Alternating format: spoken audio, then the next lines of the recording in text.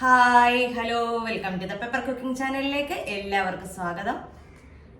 ഇന്ന് നമ്മൾ ചെയ്യാൻ പോകുന്നത് ഒരു പലഹാരമാണ്. അതായത് നമ്മൾ കപ്പപ്പുട്ട് എത്ര പേര് കഴിച്ചിട്ടുണ്ടെന്ന് അറിയത്തില്ല.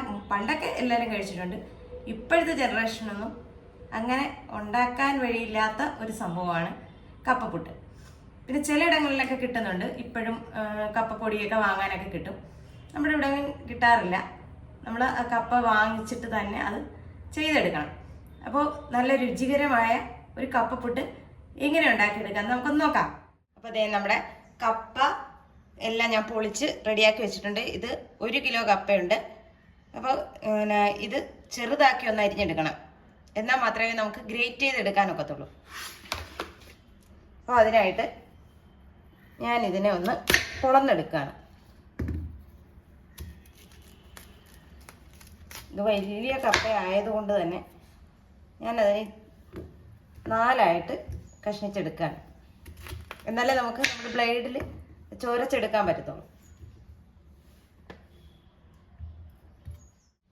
കപ്പ നമ്മൾ കഷ്ണിച്ച് വെച്ചിട്ടുണ്ട്. ഇനി ഇതിൻ്റെ നടുക്ക് ഒരു നാര് പോലത്തെ ഉണ്ടാവും. അത് നമ്മൾ ആദ്യം ചെത്തിക്കളയണം. അതായത് നമുക്ക് നാര് വേണ്ട. നാര് ഇരുന്നാൽ നമുക്ക് ഉരയ്ക്കാൻ പ്രയാസമാകും.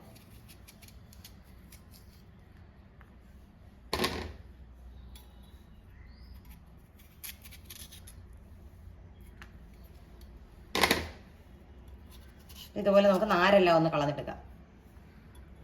അപ്പം നമ്മുടെ കപ്പ നാരൊക്കെ വലിച്ച് കളഞ്ഞ് റെഡിയാക്കി വെച്ചിട്ടുണ്ട്. അപ്പോൾ നിങ്ങളുടെ നാട്ടിൽ എന്താ പറയുന്നത് അറിയത്തില്ല. ഇതിന് പല പേരാണ് പറയുന്നത്. പൂളയെന്ന് പറയും, കൊള്ളിയെന്ന് പറയും, മരച്ചീനി എന്ന് പറയും, കപ്പ എന്ന് പറയും. അപ്പോൾ എന്താണോ നിങ്ങളുടെ നാട്ടിൽ പറയുന്നത് ആ പേര്. അപ്പം ഇത് വെച്ചുണ്ടാക്കുന്ന പുട്ടെന്ന് പറഞ്ഞാൽ അടിപൊളി ടേസ്റ്റാണ്. നല്ല രുചിയുള്ളൊരു പുട്ടാണ്. അപ്പോൾ നമുക്കിതൊന്ന് ഗ്രേറ്റ് ചെയ്തെടുക്കണം. അത് വലിയ ബ്ലേഡിൽ വെച്ചിട്ട് നമുക്ക് ഗ്രേറ്റ് ചെയ്തെടുക്കാം.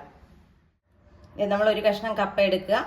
അത് ഗ്രേറ്ററിൽ വെച്ച് ഇതേപോലെ ഒന്ന് ഉരച്ചെടുക്കുക.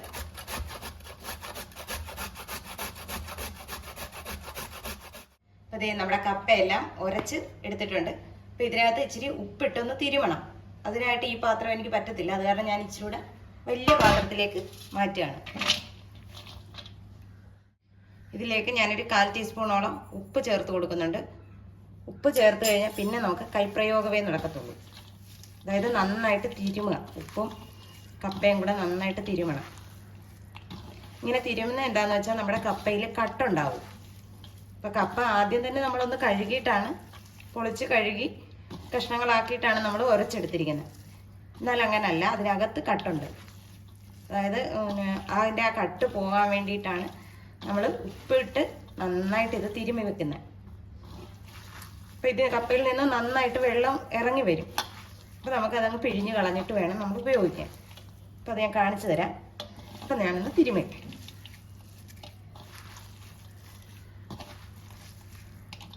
അത് ഇപ്പോഴേ വെള്ളം വന്ന് തുടങ്ങി. ഉണ്ടാ വെള്ളം വീഴുന്നത്. അപ്പോൾ ഇതൊരു 5 മിനിറ്റ് വയ്ക്കുമ്പോൾ ബാക്കിയുള്ള വെള്ളവും കൂടെ അങ്ങ് ഊറി വരും. നന്നായിട്ട് തിരുമണം. എന്നാൽ മാത്രമേ വെള്ളം കംപ്ലീറ്റിങ് പോരത്തുള്ളൂ. നമ്മൾ നന്നായിട്ട് ഉപ്പിട്ട് തിരുമിയിട്ടുണ്ട്. ഇനി ഇതൊരു 5 മിനിറ്റോളം റെസ്റ്റ് ചെയ്യാൻ വയ്ക്കാം. നമുക്ക് 5 മിനിറ്റ് കഴിഞ്ഞിട്ടുണ്ട്. നമുക്കിതൊന്ന് പിഴിഞ്ഞെടുക്കാം.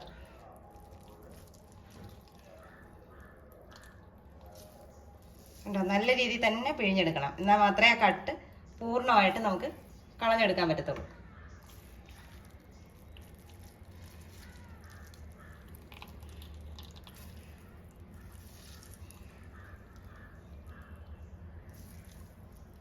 ഗോതമ്പ് അരിപ്പുട്ടും ഒക്കെ തിന്ന് മടുത്തവർക്ക് ഉള്ള നല്ലൊരു ഐറ്റമാണിത്. ഇത് വളരെ ടേസ്റ്റിയാണ്. ഇച്ചിരി തേങ്ങയൊക്കെ കൂടുതലിട്ട് അങ്ങോട്ട് ഒന്ന് പുഴുങ്ങി എടുക്കണം.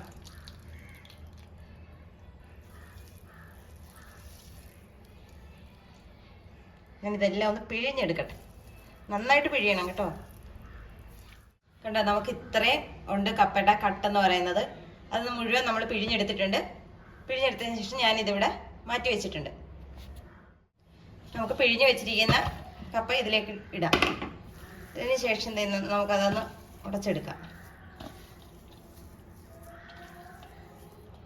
കണ്ടോ, ഇത് കപ്പയാണെന്ന് ആരും പറയത്തില്ല നമ്മളിങ്ങനെ പുട്ടുണ്ടാക്കി കഴിഞ്ഞാൽ. ചെറിയ തീരെ ചെറുതായിട്ട് വേണമെങ്കിലും നമുക്ക് ഉരച്ചെടുക്കാവുന്നതാണ്. എന്തായാലും ഇതിൻ്റെ ആ കട്ടൊന്ന് പോകണം. പണ്ട് കാലത്ത് ചെയ്തിരുന്നതെന്ന് വെച്ചാൽ കപ്പ അരിഞ്ഞ് കിട്ടുന്ന സമയത്ത് അരിഞ്ഞ് വെയിലത്ത് ഉണക്കി പൊടിച്ചൊക്കെ എടുക്കും. അപ്പം അതിനൊരു എന്താ പറയുക, യെല്ലോ ഷെയ്ഡ് ആണ് ഉണ്ടാവുക. അതിനേലും ടേസ്റ്റാണ് സംഭവം പച്ചക്കപ്പ ഉരച്ച് ഉണ്ടാക്കിയെടുക്കുക എന്നുള്ളത്. ഇനി ഇതിലേക്ക് നമുക്ക് ഒരു 3 ടേബിൾ സ്പൂൺ അരിപ്പൊടി, അത് വറുത്തതോ വറുക്കാത്തതോ എങ്ങനായാലും കുഴപ്പമില്ല. നമുക്കൊരു പിടുത്തത്തിന് വേണ്ടി മാത്രമാണ് നമ്മൾ അരിപ്പൊടി ചേർക്കുന്നത്. ഇനി അരിപ്പൊടി ചേർത്തില്ലെങ്കിലും കുഴപ്പമില്ല, നമുക്ക് ഉണ്ടാക്കിയെടുക്കാം.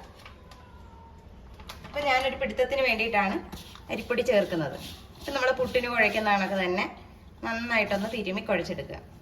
ഇനി സെപ്പറേറ്റ് ഉപ്പ് ചേർക്കേണ്ട കാര്യമില്ല, കാരണം നമ്മൾ കപ്പയിൽ ഉപ്പിട്ട് പിഴിഞ്ഞ് വെച്ചിരിക്കുന്നതാണ്. അപ്പം അതൊന്ന് നോക്കിയതിന് ശേഷം മാത്രം ചേർത്താൽ മതിയാവും. മിക്കവാറും ചേർക്കേണ്ടി വരത്തില്ല, നമ്മൾ കറക്റ്റായിട്ടാണ് ആ ഉപ്പിട്ടിരിക്കുന്നത്. വേണ്ട, ഉപ്പിൻ്റെ ആവശ്യമില്ല. നമ്മളിത് പുട്ടിന് തിരുമ്മിയെടുക്കുന്ന കണക്ക് നന്നായിട്ട് തിരുമ്മിയെടുക്കുക. തിരുമ്മിയെടുത്തതിന് ശേഷം നമ്മളിത് ഇങ്ങനെ പിടിച്ച് നോക്കാം. പിടിച്ചു കഴിഞ്ഞാൽ ഇങ്ങനെ ഉതിർന്ന് കിട്ടുന്നുണ്ടെങ്കിൽ അതാണ് അതിൻ്റെ പരുവം. ഇതിനകത്ത് ഇനി പ്രത്യേകിച്ച് വെള്ളം ചേർക്കുകയോ നമ്മൾ പൊടി ചേർത്തുകൊണ്ട് അങ്ങനെ വെള്ളം ചേർക്കുകയോ ഒന്നും ചെയ്യാൻ പാടില്ല. ആവശ്യത്തിന് ഈർപ്പമുണ്ട്.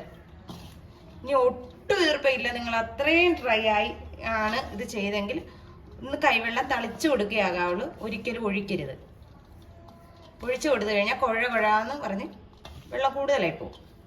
അതുണ്ടാകാൻ പാടില്ല. ഇനി നമുക്ക് തേങ്ങ ചിരണ്ടിയിട്ട് പുട്ടുണ്ടാക്കാൻ തുടങ്ങാം. നമ്മൾ പുട്ടുവടത്തിൽ വെള്ളം വെച്ച് കൊടുത്തിട്ടുണ്ട്, അത് നന്നായിട്ട് ആവി വരാൻ തുടങ്ങിയിട്ടുണ്ട്. നമുക്ക് ഇനി കുറ്റിയിലേക്ക് നമ്മുടെ കപ്പ നിറച്ച് കൊടുക്കാം.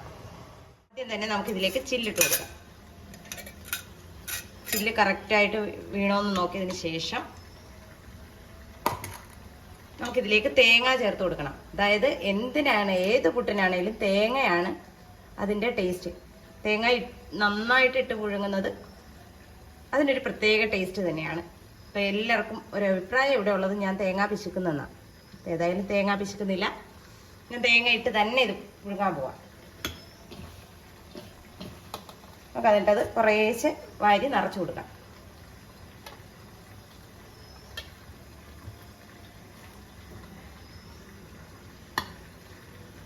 ഇടയ്ക്കും നമ്മൾ ഇതുപോലെ തേങ്ങ ചേർത്ത് കൊടുക്കുക.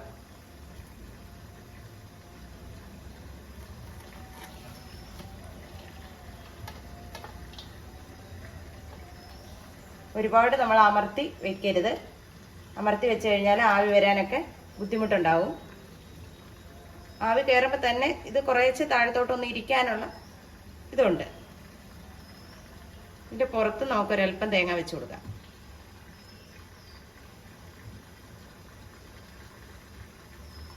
കേട്ടോ, വെള്ളമൊക്കെ തിളച്ച് നന്നായിട്ട് ആവി വരുന്നുണ്ട്. നമുക്കിനി നമ്മളെ കുറ്റി ഇതിൻ്റെ മേലെ വെച്ച് കൊടുക്കാം. ഇത് നമ്മൾ സാധാരണ പുട്ടിന് ആവി വരുന്ന കണക്ക് വന്നു കഴിഞ്ഞാൽ നമ്മൾ കുത്തിയാൽ അത് വേവത്തില്ല. വേവാതെ വരുന്നത് എന്താണെന്ന് വെച്ചാൽ ഇത് കപ്പയല്ലേ, അപ്പോൾ ഇതിന് വേവുണ്ട്. അപ്പം നമ്മൾ സാധാരണ പുട്ട് വേകുന്നതിനേലും കുറച്ചുകൂടെ ടൈം എടുക്കും ഇതൊന്ന് വെന്ത് കിട്ടാൻ. അപ്പം നമുക്കൊന്ന് മൂടിക്കൊടുക്കാം. അപ്പം നമ്മുടെ പുട്ടിന് നന്നായിട്ടൊന്ന് ആവി വരട്ടെ. ആവി വന്നാൽ നമ്മുടെ ഞാൻ നേരത്തെ പറഞ്ഞതുപോലെ തന്നെ ഇച്ചിരി കൂടുതൽ നേരം വെച്ചേക്കണം, എന്നാൽ മാത്രമേ നമ്മുടെ പുട്ട് വെന്ത് കിട്ടത്തുള്ളൂ.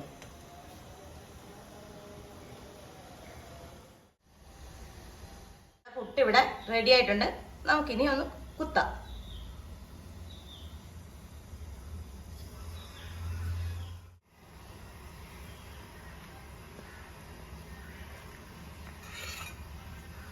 കണ്ടോ, നമ്മുടെ കപ്പപ്പുട്ട് റെഡി ആയിട്ടുണ്ട്. ബാക്കി നമുക്കിതുപോലെ ഒന്ന് ചെയ്തെടുക്കാം.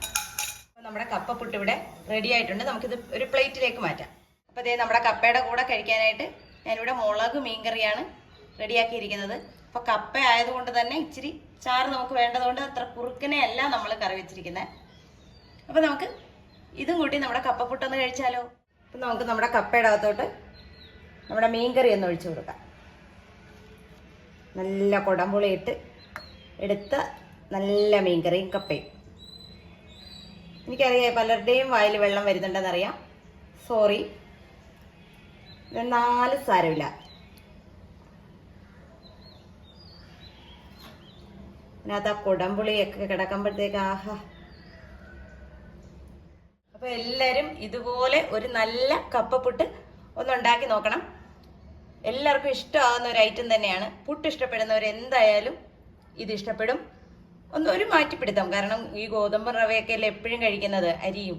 അപ്പം അതിൽ നിന്നൊക്കെ വ്യത്യസ്തമായിട്ട് കപ്പ കൊണ്ട് ഒരു നല്ല പുട്ടുണ്ടാക്കി ഇതുപോലൊരു മുളക് കറി, ഇപ്പം മുളക് കറി തന്നെ വേണമെന്നില്ല, ഏത് കറിയും ഇതിൻ്റെ കൂടെ കൂട്ടാവുന്നതാണ്. കൂട്ടി ഒന്ന് കഴിച്ചു നോക്കി, നിങ്ങൾക്ക് ഇഷ്ടപ്പെടും. അപ്പോൾ തീർച്ചയായും നിങ്ങളിത് ട്രൈ ചെയ്യുക. വീഡിയോ ഇഷ്ടമായാൽ ലൈക്ക് ചെയ്യാനും ഷെയർ ചെയ്യാനും കമൻറ്റ് ചെയ്യാനും മറന്നു പോകരുത്. അപ്പോൾ സബ്സ്ക്രൈബും ചെയ്യണം കേട്ടോ. അപ്പം നല്ലൊരു വീഡിയോ ആയിട്ട് കാണുന്നവരെ ടാറ്റാ, ബൈ ബൈ.